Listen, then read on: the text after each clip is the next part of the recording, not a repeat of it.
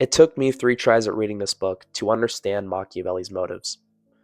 I'm going to be arguing to you, based on my reading of the 48 Laws of Power written by Robert Greene, human psychology, and all of my experiences in my life, why Niccolò Machiavelli is not evil, and why Machiavellianism isn't evil at all, but merely a way to help you get ahead in this world. We live in a world where people tell you that the world is sunshine and sunflowers. You can act however you want and you can get whatever you want in this world.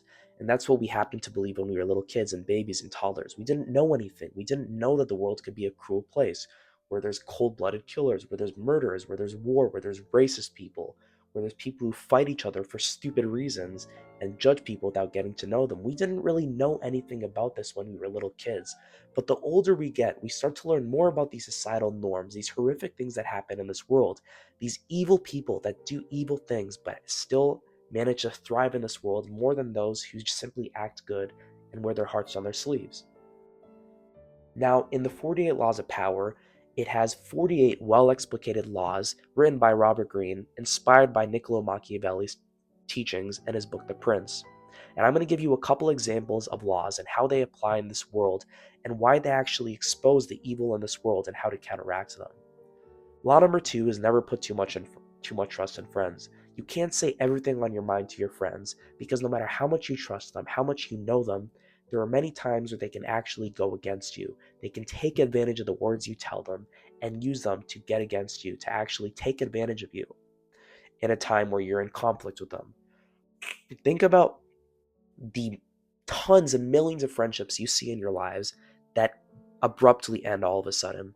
Think about all those people that surround you. You see 2 people who are best friends sitting in your classroom and you're in school with them and that you've seen them for a decade being friends. And then all of a sudden, one day, boom, they're not friends anymore. They had a fight, something happened. The whole law is you can never put too much trust in friends because for everything you tell them, they can use things that they know about you to their advantage to counteract you.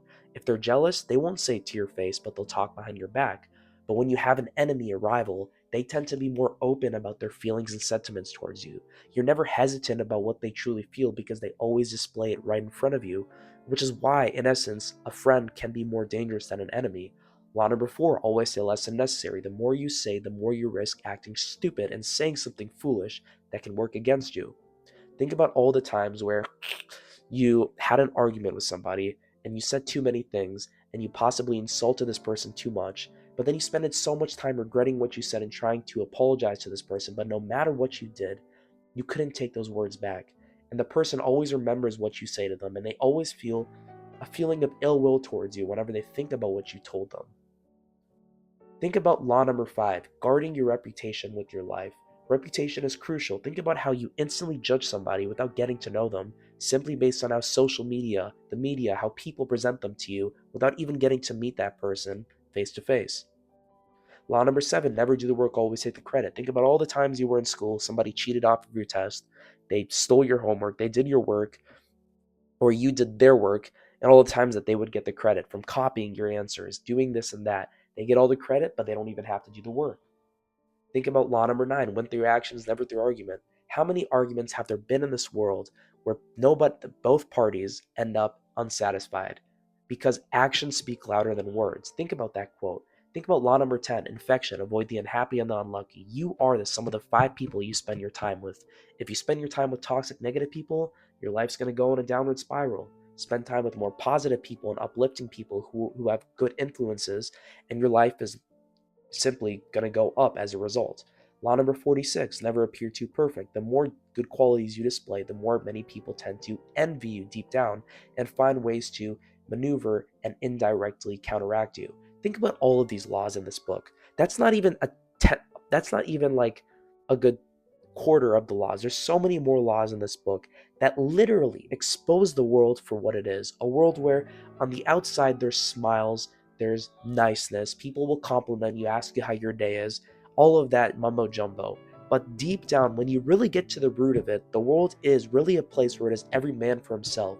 You have to learn how to persuade people, how to get what you want out of people, not to be a bad person, but to merely thrive and survive in a world where there's many cruel people and many cruel things that happen, where the world truly is unethical and you cannot simply wear your heart on your sleeve. And therefore, Niccolò Machiavelli is not a man who is evil. Machiavellianism is not evil, for it is simply a method. It is simply a mindset, a philosophy that teaches you how to counter the evils in this world. And if it is a method and a mindset and a philosophy that teaches you how to counter the evil that already exists in this world, would Machiavellianism not actually be a good thing?